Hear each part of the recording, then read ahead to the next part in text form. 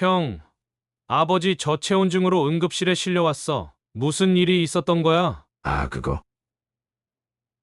그냥 난방이 고장 나서 그랬던 거지. 별일 아냐. 그럼 팔이랑 다리에 멍든 건 뭐야? 여기저기 상처 투성이던데. 그 나이에 치매까지 왔으면 넘어질 수도 있지. 별걸 다 트집 잡네. 안녕하세요. 마음 깊은 곳의 이야기를 전해드리는 속마음 라디오입니다. 오늘은 가족이라는 이름으로 덮어졌던 진실이 서서히 드러나는 이야기를 들려드리려 합니다. 바쁜 의사 생활을 하던 한 남자가 당직 중 아버지가 응급실에 실려왔다는 소식을 듣고 달려갔습니다. 하지만 단순한 사고가 아니었습니다. 아버지의 몸에 남아있는 상처들, 이상하게 흘러가는 형의 행동들, 과연 네 가족에게는 무슨 일이 있었던 걸까요? 오늘 이야기는 많은 분들의 마음을 울릴 것 같습니다. 지금부터 함께 들어보시죠. 안녕하세요. 저는 서울대학병원 응급의학과에서 근무하고 있는 송민우 전문의입니다. 오늘 저는 제 인생에서 가장 고통스러웠던 시간들에 대해 이야기하려고 합니다. 그날도 평소처럼 당직 근무를 하고 있었습니다. 올겨울 들어 가장 추운 날이었고 기상청에서는 극심한 한파 경보를 발령한 상태였습니다. 창밖으로는 하얀 눈이 휘몰아치고 있었고 체감 온도는 영하 17도까지 떨어진다고 했습니다. 응급실은 한파로 인한 환자들로 정신이 없었습니다. 노숙자분들의 저체온증 사례가 특히 많았고 빙판길에서 넘어져 골절된 환자들도 끊임없이 들어왔습니다. 간호사들과 함께 쉴 틈 없이 환자들을 돌보던 그때 제 인생을 뒤흔들 전화 한 통을 받았습니다. 119 구급대에서 온 전화였는데 68세 남성 저체온증 환자를 이송 중이라는 내용이었습니다. 처음에는 그저 수많은 응급 환자 중 한 분이려니 생각했습니다. 하지만 환자의 인적사항을 전달받는 순간 제 심장이 멎는 것 같았습니다. 그 환자는 다름 아닌 제 아버지였습니다. 구급대원의 설명으로는 아버지께서 난방이 꺼진 방에서 의식이 혼미한 채로 발견되셨다고 했습니다. 발견 당시 체온은 34도였고 심각한 저체온 상태였습니다. 아버지는 3년 전 초기 치매 진단을 받으신 후 큰형과 함께 살고 계셨습니다. 아버지가 도착하시기 전까지의 10분이 제 인생에서 가장 길게 느껴졌습니다. 머릿속이 하얘지면서 온갖 생각들이 스쳐 지나갔습니다. 일이 바쁘다는 핑계로 자주 찾아뵙지 못했던 죄책감, 형에게만 아버지를 맡긴 것에 대한 후회, 그리고 무엇보다 의사인 제가 아버지의 건강 상태를 제대로 챙기지 못했다는 자책감이 몰려왔습니다. 마침내 구급차가 도착했고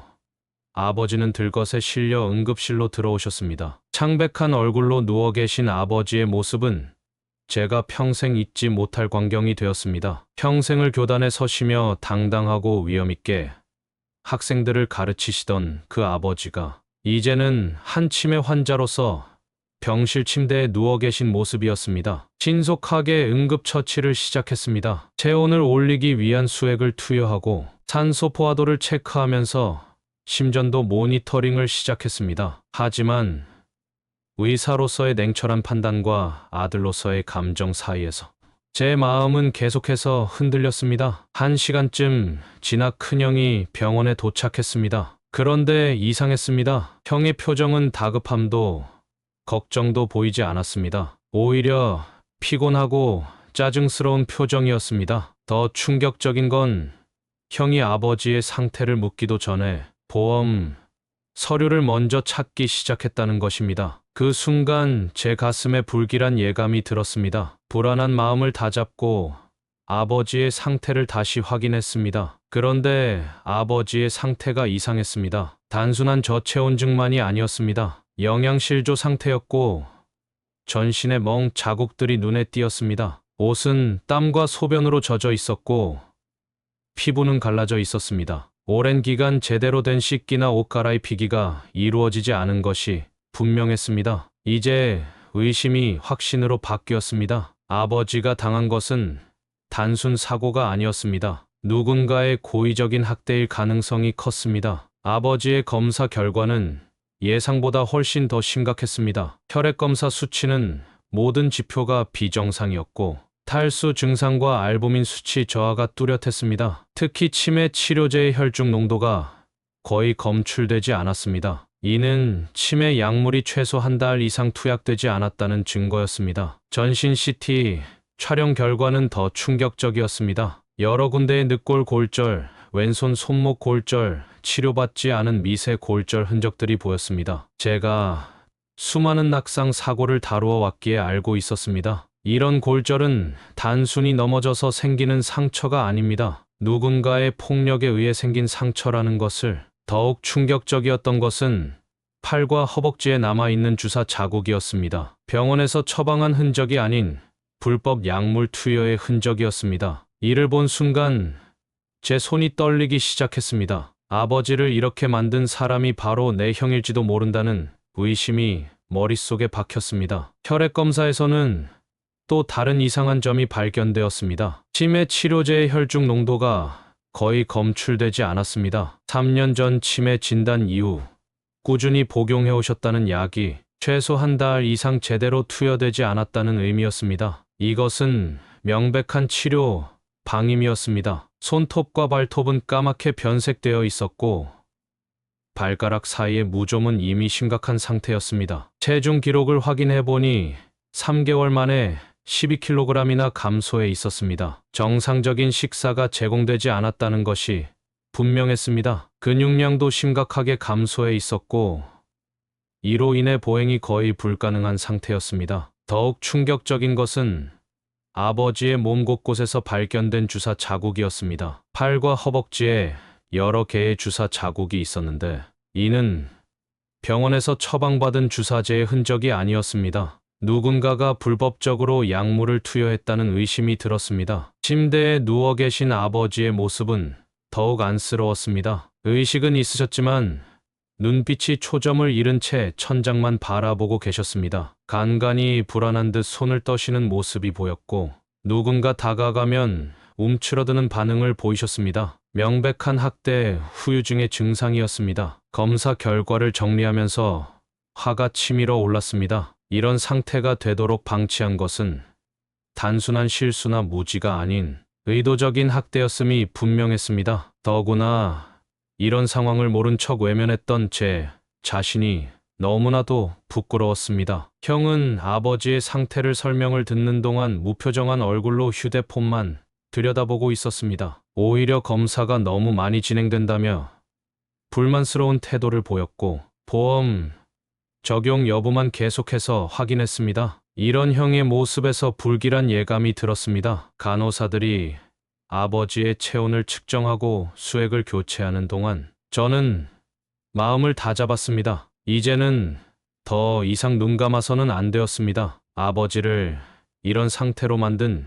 진짜 이유를 밝혀내야 했고 책임자를 반드시 찾아내야 했습니다. 검사 결과지를 정리하면서 법적 증거로 활용할 수 있도록 모든 내용을 상세히 기록했습니다. 사진도 꼼꼼히 촬영했고 각종 검사 수치도 시간대별로 정리했습니다. 앞으로 벌어질 일들을 예상하며 만반의 준비를 해야 했습니다. 그날 밤 아버지의 병실을 지키며 이런 상황이 발생하기까지의 과정을 곰곰이 되짚어 보았습니다. 아버지를 중환자실로 옮기고 난 후 의무 기록을 자세히 살펴보기 시작했습니다. 초기 치매 진단 이후 아버지의 진료 기록을 확인하면서 심각한 문제점들이 하나둘씩 드러났습니다. 최근 6개월간 정기검진이 모두 누락되어 있었고 처방된 치매 치료제도 제대로 수용하지 않은 상태였습니다. 특히 눈에 띄었던 것은 처방 전 발행 기록이었습니다. 원래대로라면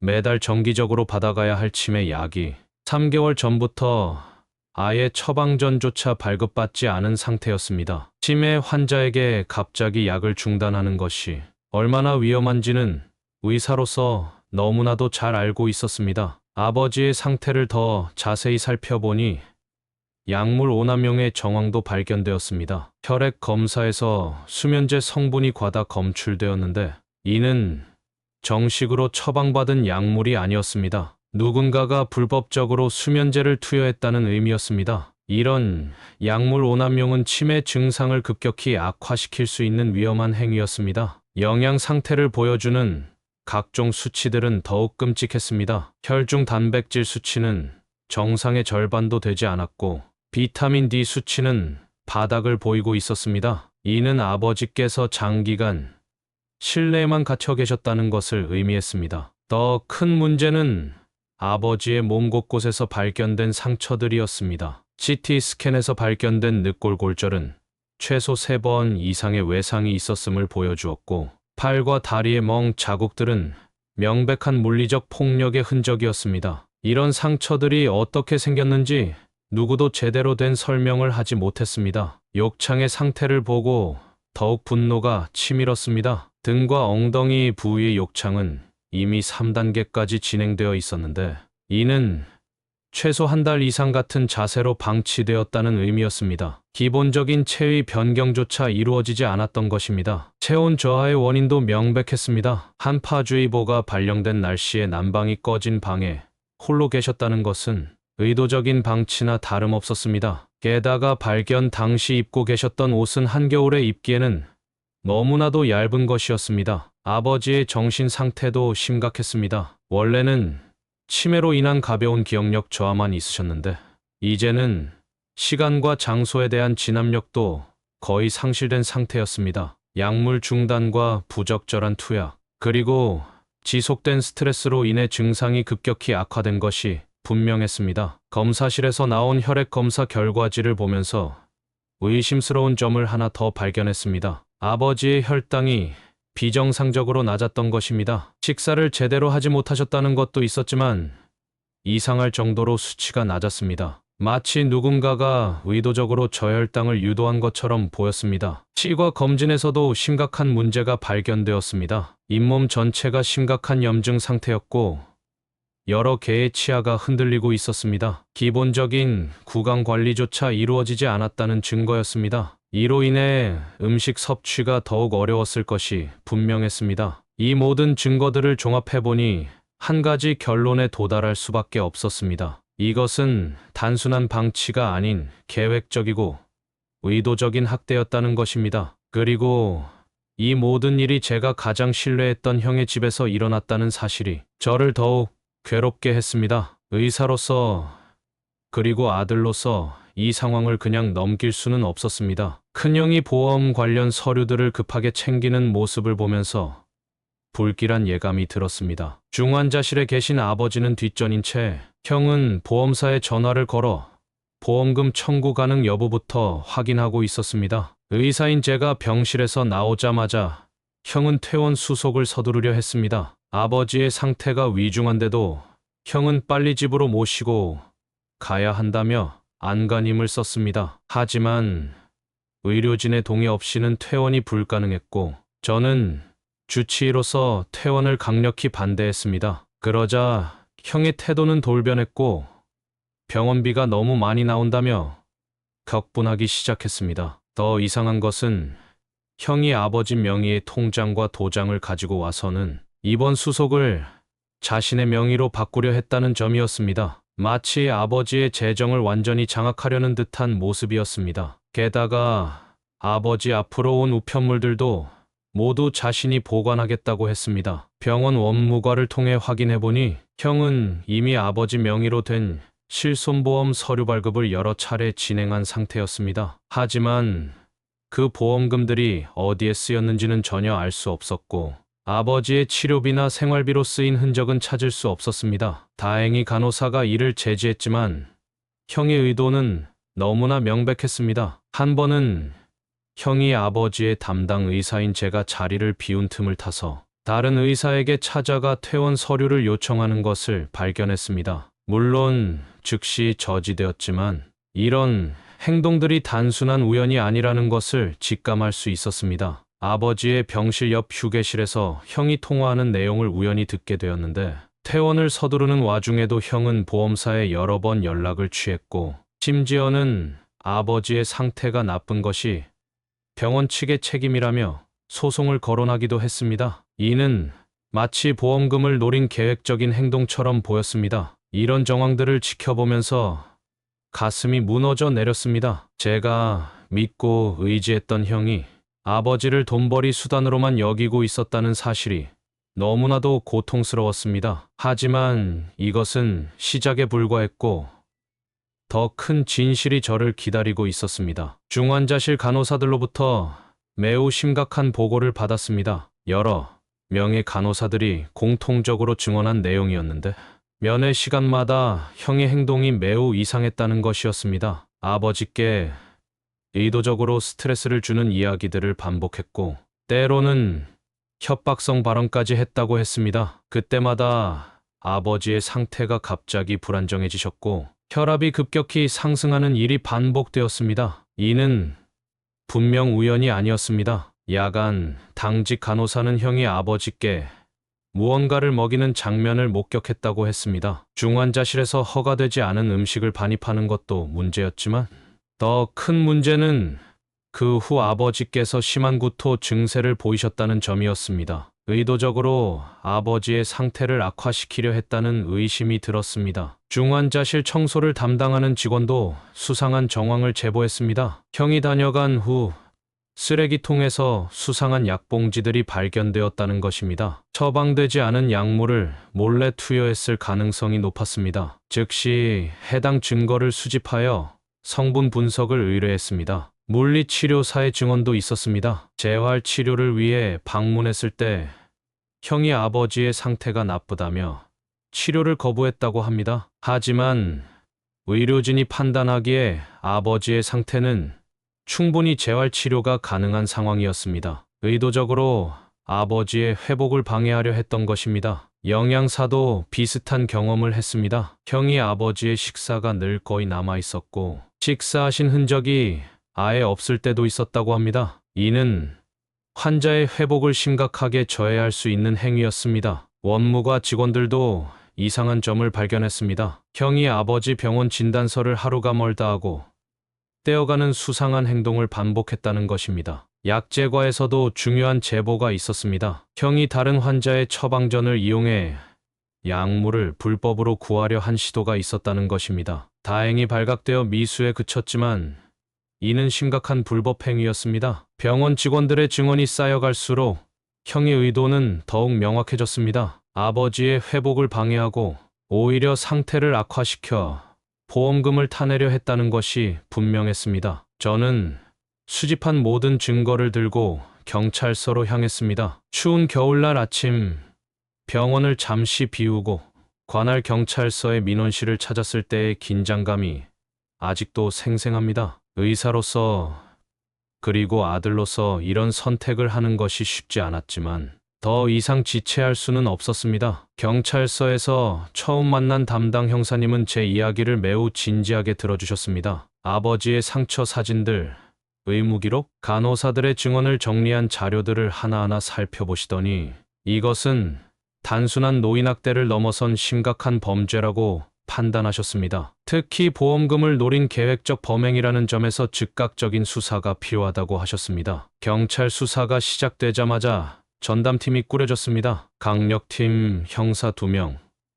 보험 사기 전담반 형사 1명, 그리고 노인학대 전문 수사관까지 배정되었습니다. 제가 제출한 증거들을 바탕으로 수사는 신속하게 진행되었고 형사님들은 이런 케이스를 맡아본 적이 없을 정도로 충격적이라고 하셨습니다. 진술서를 작성하는 과정은 무척이나 고통스러웠습니다. 아버지에 대한 형의 학대 행위를 하나하나 진술하면서 그동안 제가 얼마나 무관심했는지 다시 한번 깊이 반성하게 되었습니다. 형사님은 제 진술 하나하나를 꼼꼼히 기록하시면서 이런 결단이 쉽지 않았을 거라며 위로의 말씀도 해주셨습니다. 경찰은 즉시 병원 CCTV 영상 확보에 나섰습니다. 중환자실 복도, 면회객 출입구, 주차장 등 병원 내 모든 감시 카메라 영상이 압수수색 대상이 되었습니다. 다행히도 병원 측에서도 적극적으로 협조해 주셨고 형이 수상한 행적들이 담긴 영상들을 빠르게 확보할 수 있었습니다. 진술 도중 가장 힘들었던 순간은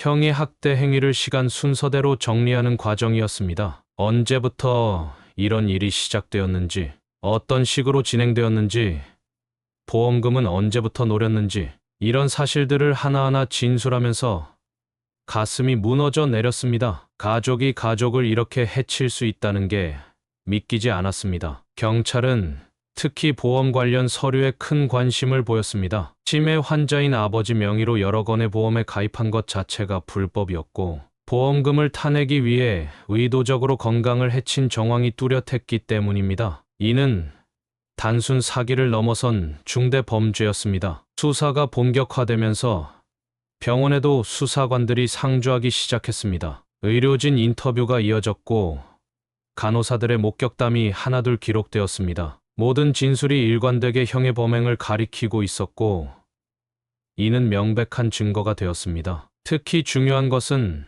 아버지의 진술 확보였습니다. 비록 치매 증상이 있으시지만 학대 당한 기억만큼은 선명하게 기억하고 계셨습니다. 형사님들은 최대한 조심스럽게 아버지의 심리적 충격을 최소화하면서 진술을 받아내셨습니다. 보험사 조사팀도 수사에 합류했습니다. 여러 보험사의 계약 내용과 청구 기록을 조사하기 시작했고, 형이 이미 받아간 보험금의 흐름도 추적하기 시작했습니다. 모든 정황이 계획적인 범행임을 가리키고 있었습니다. 수사가 진행될수록 더 많은 증거들이 발견되었습니다. 형의 휴대폰에서 보험금 관련 검색 기록이 나왔고, 도박 사이트 접속 기록도 확인되었습니다. 보험금을 노린 계획적 범행이라는 의심은 점점 더 확신으로 바뀌어갔습니다. 경찰은 신속하게 형의 금융거래 내역도 조사하기 시작했습니다. 아버지의 통장에서 빠져나간 돈의 흐름을 추적하고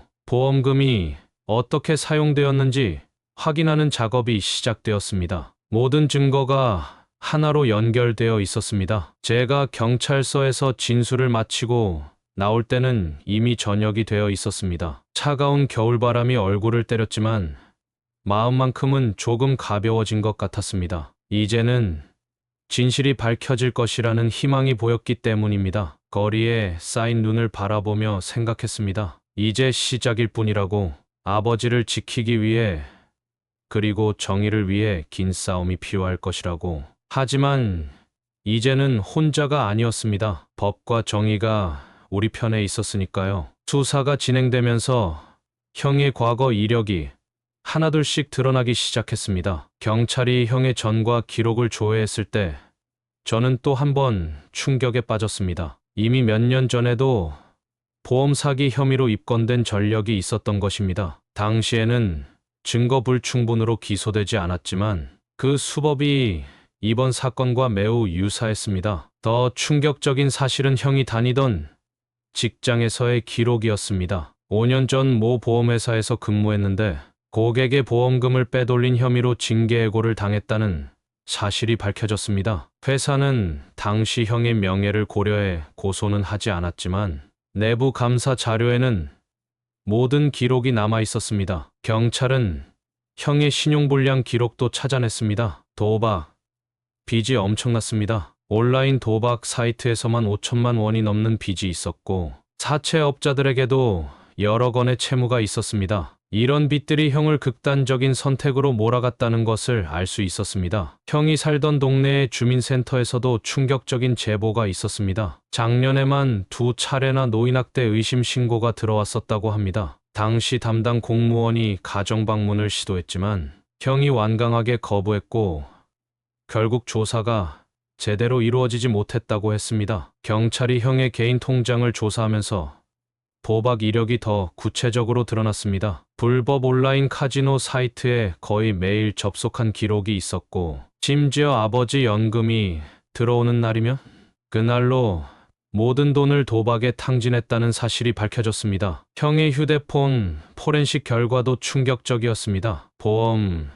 사기 수법을 검색한 기록들, 약물 관련 정보를 찾아본 기록들, 그리고 도박 사이트 채팅방에서 곧 큰돈이 들어올 것이라며 호언장담했던 메시지들까지 모든 것이 계획적인 범행이었음을 입증하고 있었습니다. 지역 경찰서에도 형에 대한 신고 기록이 여러 건 있었습니다. 이웃들이 밤중에 들리는 고성과 물건 던지는 소리를 신고했었고 아버지의 비명 소리가 들린다는 신고도 있었습니다. 그때마다 출동했던 경찰들의 보고서가 하나하나 증거로 쌓여갔습니다. 형이 다니던 병원들의 기록도 확인되었습니다. 여러 병원을 돌아다니며 수면제와 신경안정제를 처방받은 이력이 있었고, 이 약들이 아버지를 학대하는데 사용되었을 가능성이 높았습니다. 약물 오남용의 증거가 명확했습니다. 아버지의 주치의였던 다른 병원 의사 선생님의 증언도 있었습니다. 형이 진료 예약을 자주 취소하고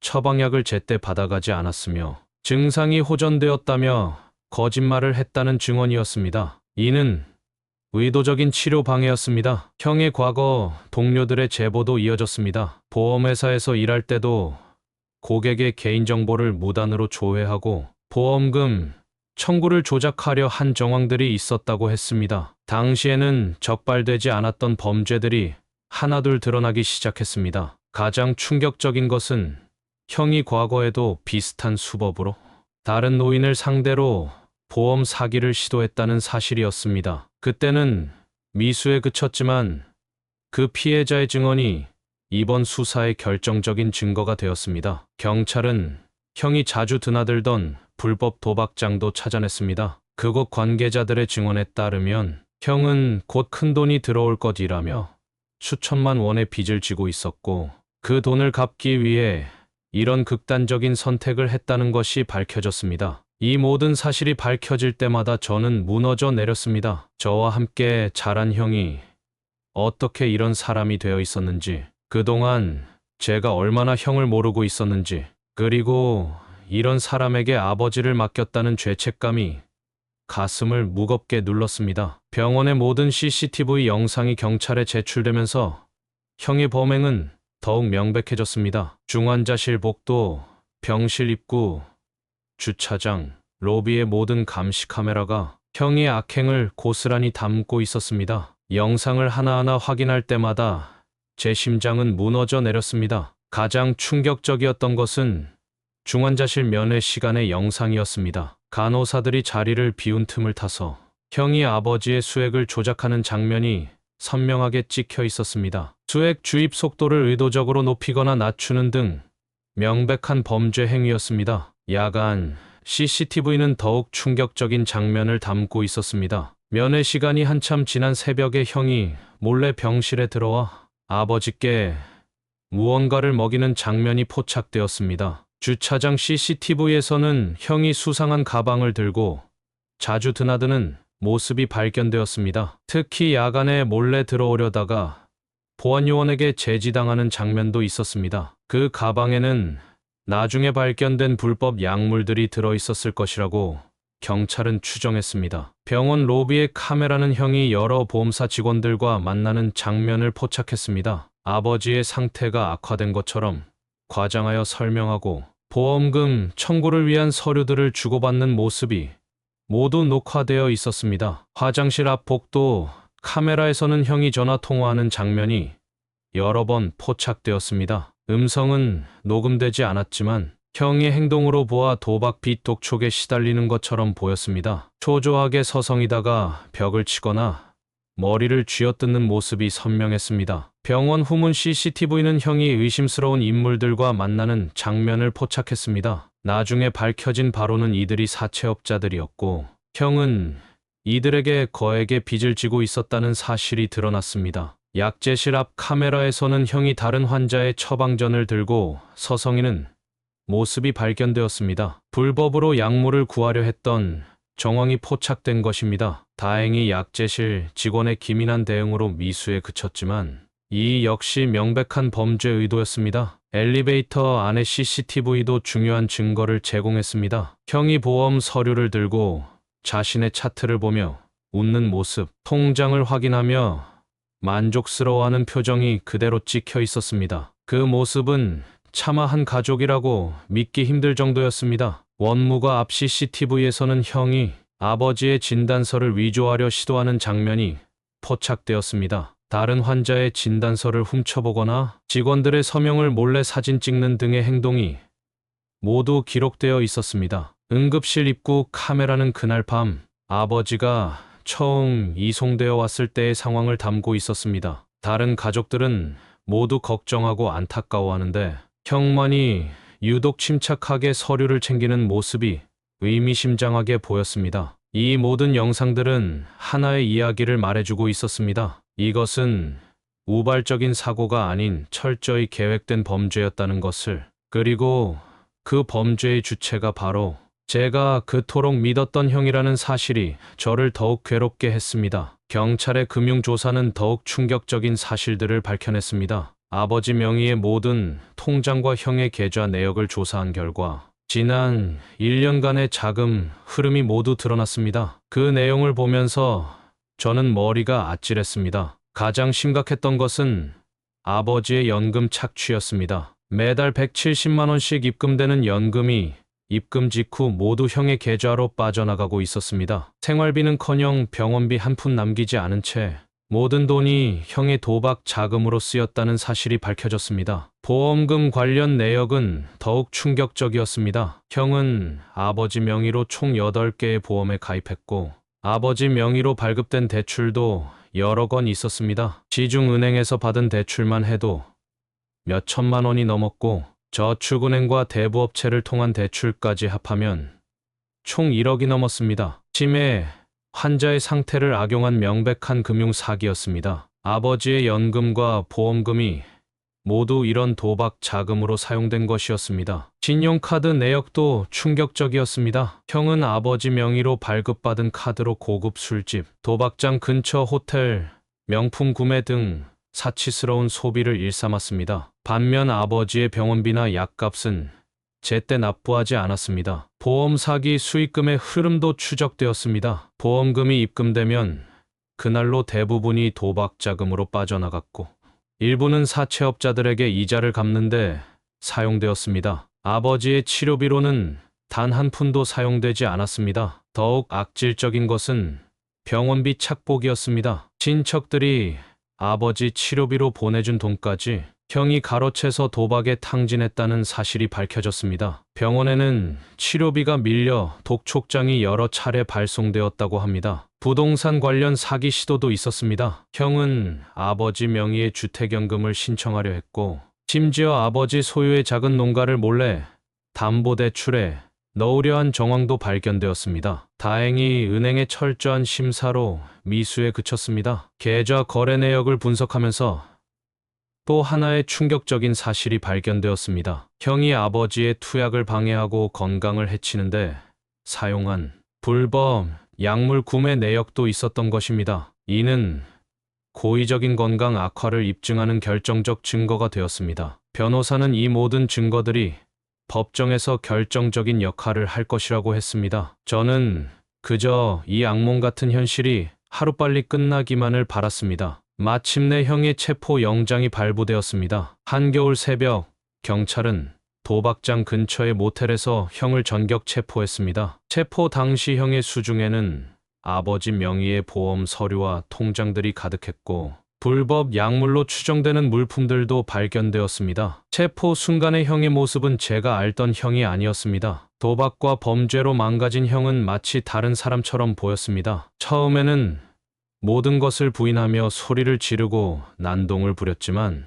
경찰이 증거들을 하나씩 제시하자 급격히 태도가 변했습니다. 구속 전 피의자 신문에서 형은 결국 모든 범행을 시인했습니다. 도박, 빚 때문에 궁지에 몰렸고 보험금을 노리고 이런 일을 저질렀다고 했습니다. 아버지를 해치려 했다는 사실을 담담하게 인정하는 형의 모습에 저는 경악을 금치 못했습니다. 검찰은 즉시 구속영장을 청구했고 법원은 증거인멸과 도주 우려가 있다며 영장을 발부했습니다. 형은 구치소로 이송되었고 그곳에서 재판을 기다리게 되었습니다. 한 가족이었던 사람이 차가운 철창 속으로 들어가는 모습을 지켜보는 일은 너무나 고통스러웠습니다. 조사가 진행될수록 더 많은 사실들이 드러났습니다. 형은 범행 초기부터 치밀한 계획을 세웠다고 했습니다. 아버지의 치매 진단을 이용해 보험에 가입하고 의도적으로 건강을 해치면서 보험금을 타내려 했던 것입니다. 특히 충격적이었던 것은 형의 진술서였습니다. 차갑고 담담한 어조로 범행 과정을 진술하는 내용을 읽으면서 저는 이 사람이 정말 제 형이 맞는지 의심스러울 정도였습니다. 그토록 정이 많았던 형이 어쩌다 이렇게 되었는지. 구치소에서 온 형의 첫 편지는 더욱 충격적이었습니다. 반성은커녕 오히려 자신이 피해자라며 가족들이 자신을 이해하지 못한다고 원망하는 내용이었습니다. 편지를 읽는 내내 손이 떨렸고 도저히 끝까지 읽을 수가 없었습니다. 구속 이후에도 형은 끊임없이 보석을 신청했습니다. 하지만 법원은 증거인멸 우려가 있다며 모두 기각했고 형은 차가운 구치소에서 재판을 기다리게 되었습니다. 겨울은 더욱 깊어져 갔고 제 마음도 함께 얼어붙어 갔습니다. 긴급 체포부터 구속까지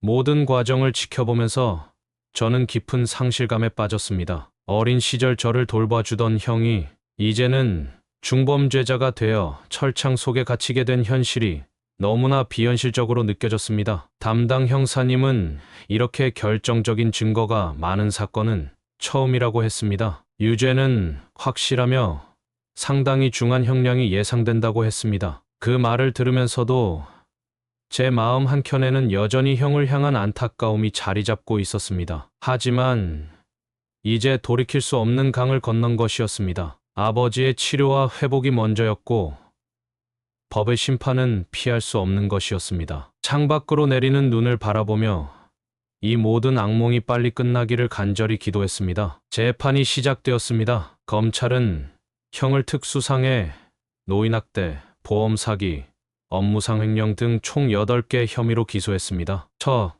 공판이 열린 법정에서 저는 피고인석에 앉아있는 형을 바라보며 복잡한 감정에 휩싸였습니다. 구치소 생활로 수척해진 형의 모습이 너무나 낯설었습니다. 검찰의 모두 진술은 강력했습니다. 치매 환자인 아버지를 상대로 한 계획적인 범행이라는 점, 보험금을 노린 지속적인 학대가 있었다는 점, 의료인의 주의 의무를 고의로 방해했다는 점 등을 강조했습니다. 특히 혐의별로 정리된 증거들은 너무나 명백했습니다. 첫 증인으로 나선 것은 병원 간호사들이었습니다. 형이 아버지의 수액을 조작하고 불법 약물을 투여하려 했던 정황들을 상세히 증언했습니다. CCTV 영상과 함께 제시된 간호일지는 형의 범행을 명확히 입증했습니다. 제가 증인석에 섰을 때는 가슴이 무너지는 것 같았습니다. 법정에서 형을 향해 불리한 증언을 해야 한다는 것이 너무나 고통스러웠습니다. 하지만 아버지를 위해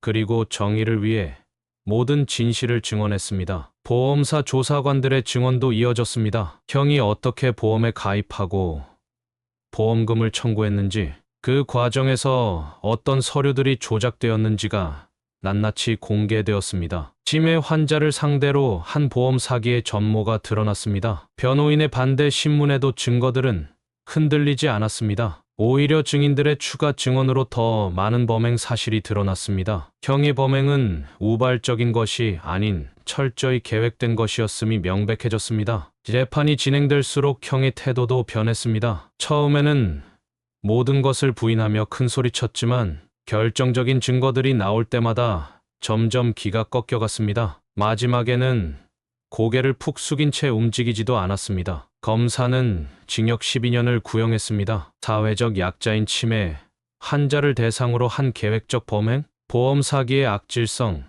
반성 없는 태도 등을 고려할 때 중형이 불가피하다는 것이었습니다. 법정 안에는 무거운 침묵이 내려앉았습니다. 선고 공판날 저는 아침부터 떨리는 마음을 진정시킬 수 없었습니다. 재판장님은 판결문을 낭독하기 시작하셨고 형은 최종적으로 징역 10년을 선고받았습니다. 보험금 전액 환수와 함께 추징금도 부과되었습니다. 선고가 끝난 후 형은 저를 바라보았습니다. 그 눈빛에서 처음으로 진정한 후회의 기색을 봤습니다. 형은 다시 구치소로 향했고 저는 무거운 발걸음을 돌려 병원으로 향했습니다. 재판 과정은 끝났지만 우리 가족의 상처는 여전히 아물지 않았습니다. 형의 범행으로 인한 정신적 충격, 아버지의 건강 악화, 그리고 무너진 가족관계, 이 모든 것을 회복하는 데는 오랜 시간이 걸릴 것 같았습니다. 겨울이 지나고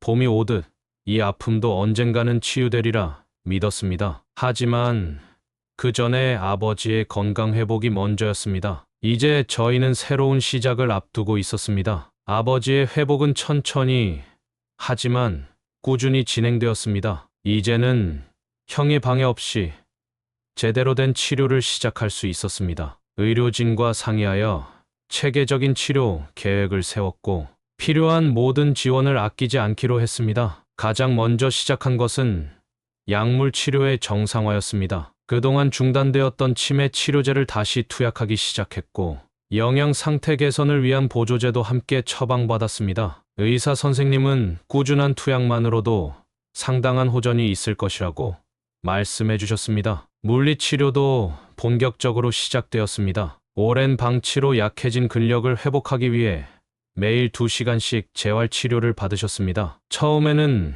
휠체어 없이는 움직이기도 힘드셨지만 점차 보행기에 의지에 걸을 수 있게 되셨습니다. 영양 관리에도 특별히 신경 썼습니다. 영양사와 상담하여 아버지의 상태에 맞는 식단을 구성했고 연식부터 시작해서 천천히 일반식으로 전환해 갔습니다. 매 끼니마다 제가 직접 식사를 도와드렸고 조금씩 식사량도 늘어갔습니다. 피부 관리도 시작했습니다. 심각했던 욕창은 전문 간호사의 꾸준한 처치로 조금씩 아물어갔고 건조했던 피부도 매일 보습 관리를 하면서 점차 좋아졌습니다. 이제는 통증 없이 편하게 눕고 앉으실 수 있게 되었습니다. 심리치료도 병행했습니다. 형의 학대로 인한 트라우마를 치유하기 위해 정신건강의학과 상담도 시작했습니다. 처음에는 말씀을 거의 안 하시고 두려워하셨지만 차츰 마음을 열고 감정을 표현하실 수 있게 되었습니다. 인지치료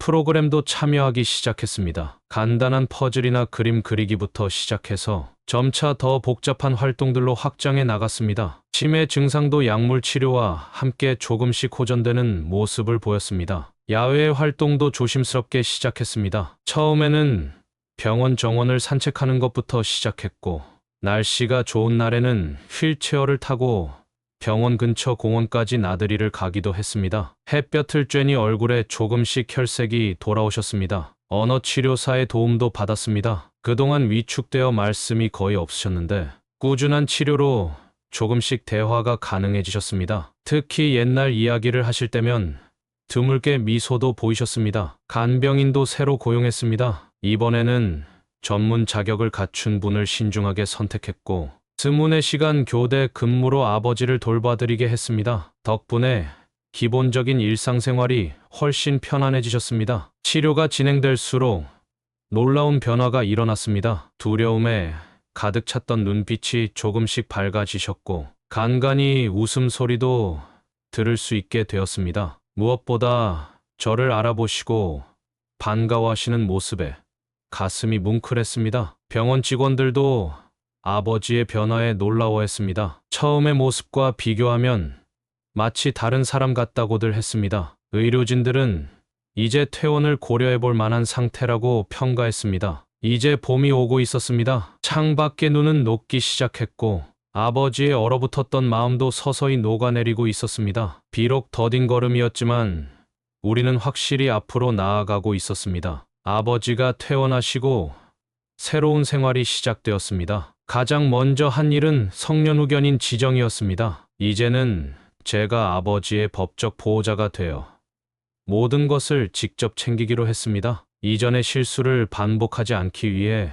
후견인으로서의 책임과 의무에 대해 꼼꼼히 공부했습니다. 새로운 보금자리도 마련했습니다. 병원과 가까운 아파트를 구해 이사했고 아버지의 거동에 맞춰 집 안 곳곳을 베리어 프리로 개조했습니다. 화장실에는 안전바를 설치하고 문턱도 없애고 바닥도 미끄럽지 않게 시공했습니다. 매트리스도 특수 제작된 것으로 바꾸어 욕창 예방과 편안한 수면이 가능하도록 했습니다. 간병 체계도 새롭게 구축했습니다. 주간 간병인과 야간 간병인을 각각 고용하여 스문의 시간 돌봄이 가능하도록 했습니다. 모두 전문 자격을 갖춘 분들이었고 특히 치매 환자 돌봄 경험이 풍부한 분들을 선택했습니다. 간병인들과 매일 아침 저녁으로 인수인계를 하며 아버지의 상태를 꼼꼼히 체크했습니다. 일상생활의 모든 것을 체계화했습니다. 투약 시간표를 만들어 벽에 붙여두고 식사 메뉴도 일주일 단위로 계획했습니다. 재활운동 시간도 정해두고 산책 시간도 날씨 좋은 날은 빠지지 않고 지켰습니다. 규칙적인 생활이 회복에 도움이 된다는 의사 선생님의 조언을 철저히 따랐습니다. 제 생활도 크게 바꾸었습니다. 병원 당직 근무를 최소화하고 규칙적인 시간에 출퇴근할 수 있는 부서로 옮겼습니다. 주말에는 반드시 아버지와 시간을 보내기로 했고, 한 달에 한 번은 근교로 나들이를 가기로 했습니다. 아버지의 즐거움을 위한 준비도 했습니다. 좋아하시던 바둑판도 사드리고 옛날 사진첩도 정리해서 보여드렸습니다. 가끔은 옛 제자들이 찾아와 인사를 드리기도 했는데, 그럴 때면 아버지의 표정이 한층 밝아지셨습니다. 경제적인 부분도 철저히 관리했습니다. 형이 착복했던 보험금도 일부 돌려받았고, 연금도 이제는 제가 직접 관리하게 되었습니다. 매달 들어오는 수입과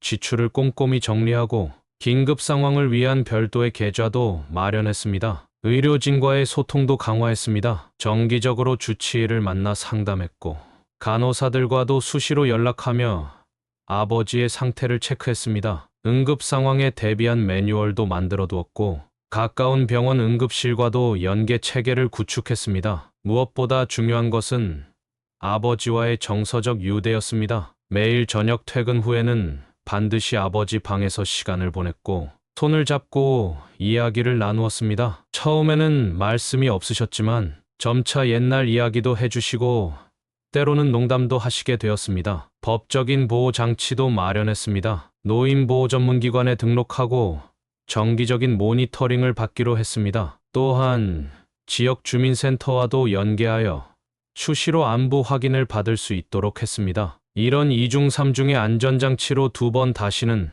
학대가 일어나지 않도록 했습니다. 이렇게 새로운 체계를 만들어가면서 저는 점차 희망을 보기 시작했습니다. 비록 형은 감옥에 있었지만 이제 아버지와 저는 새로운 삶을 시작할 수 있게 되었습니다. 봄이 오듯 우리의 삶에도 따뜻한 변화가 찾아오고 있었습니다. 담당 의사 선생님께서도 아버지의 상태가 매우 안정적이라고 평가해 주셨습니다. 규칙적인 생활과 적절한 치료, 그리고 무엇보다 안정된 환경이 큰 도움이 되었다고 하셨습니다. 아버지의 사례가 알려지면서 지역사회의 도움의 손길이 하나둘 모이기 시작했습니다. 노인보호 전문기관에서는 정기적인 상담과 함께 다양한 지원 프로그램을 제공해 주셨고, 구청의 복지과에서도 적극적으로 도움을 주셨습니다. 특히 주민센터의 사회복지사 선생님의 도움이 컸습니다. 매주 한 번씩 방문하여 아버지의 상태를 살펴주시고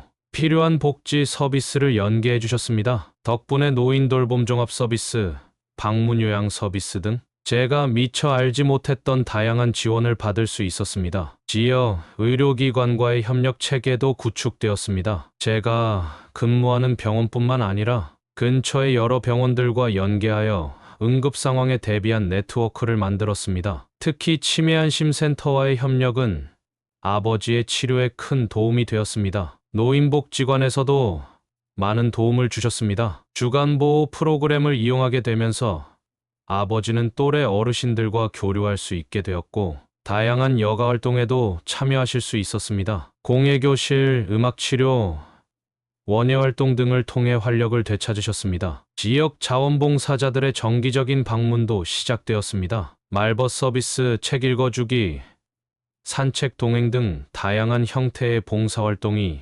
이어졌습니다. 특히 퇴직하신 교사 출신 봉사자분과는 각별한 친분이 생겼는데, 같은 교직 경험을 나누며 많은 대화를 나누셨습니다. 치매지원센터의 가족교육 프로그램도 큰 도움이 되었습니다. 치매 환자를 돌보는 방법, 응급상황 대처법, 스트레스 관리법 등을 배우면서 저 역시 많이 성장할 수 있었습니다. 같은 상황의 다른 가족들과 경험을 나누며 위로와 용기를 얻었습니다. 구청에서 지원하는 주거환경 개선 사업의 혜택도 받았습니다. 미끄럼 방지 매트, 안전 손잡이 설치, 문턱 제거 등 집안 곳곳을 아버지가 생활하기 편한 공간으로 바꿀 수 있었습니다. 전문가의 조언을 받아 조명도 밝게 교체했습니다. 방문 간호 서비스도 정기적으로 받게 되었습니다. 전문 간호사가 주 2회 방문하여 기본적인 건강 체크와 함께 전문적인 간호 서비스를 제공해 주셨습니다. 욕창 관리,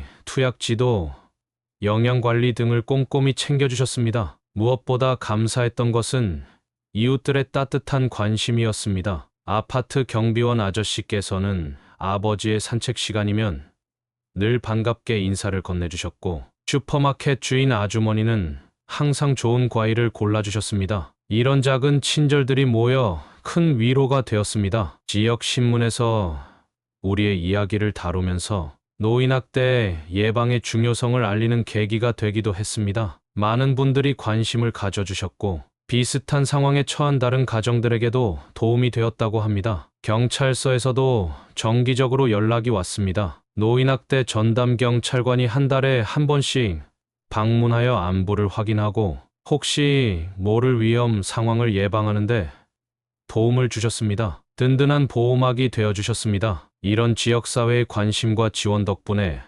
아버지의 일상은 더욱 풍성해졌고, 저 역시 큰 힘을 얻을 수 있었습니다. 혼자가 아닌 함께하는 돌봄의 가치를 깊이 느낄 수 있었습니다. 이번 일을 겪으면서 저는 많은 것을 깨달았습니다. 아버지가 병원에 실려오기 전까지 저는 아버지의 건강을 돌보는 일을 큰형에게만 맡기고 제 일에만 몰두했습니다. 형이 잘 챙기겠지라고 안일하게 생각했던 제 자신이 너무나 원망스러웠습니다. 하지만 이번 사건을 통해 깨닫게 되었습니다. 부모님을 모시는 일은 자식들이 서로 미루거나 방관할 일이 아니라는 것을요. 특히 부모님의 상태가 점점 나빠지는 상황에선 누군가가 더 적극적으로 나서야 한다는 걸 뼈저리게 느꼈습니다. 또한 가족이라고 해서 무조건 믿어서는 안 된다는 교훈도 얻었습니다. 피 한 방울 섞이지 않은 사람도 때론 더 큰 도움을 줄 수 있고,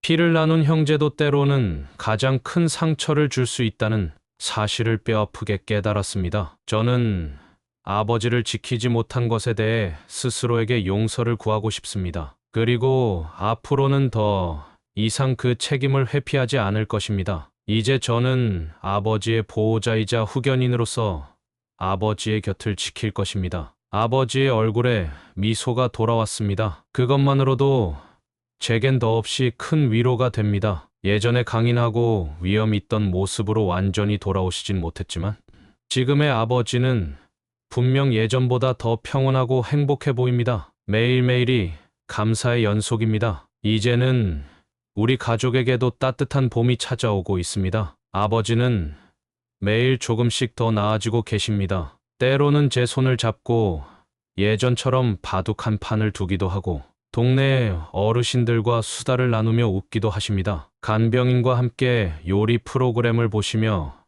새로운 음식을 드셔보려 하시기도 하고 산책을 하면서 봄꽃의 향기에 감탄하기도 하십니다. 이 모든 변화가 너무나 소중합니다. 저는 더 이상 후회하지 않기로 했습니다. 후회와 자책보다는 아버지와 함께 보낼 앞으로의 시간을 더 소중히 여기기로 마음먹었습니다. 미래에 대해 묻는다면 이제는 희망이 있다고 말할 수 있습니다. 예전에는 하루하루가 고통이었고 내일이 더 두려웠지만 지금은 다릅니다. 아버지를 위해 매일 더 나은 삶을 만들어가고 있으니까요. 부디 이 이야기를 들으신 분들께서도 부모님의 건강과 행복에 조금 더 관심을 가져주시길 부탁드립니다. 때로는 작은 관심과 배려만으로도 부모님의 삶이 완전히 바뀔 수 있습니다. 부모님께서 평생을 바쳐 우리를 키워주셨듯 이제는 우리가 부모님의 평온한 노후를 지킬 차례입니다. 따뜻한 봄날이 오듯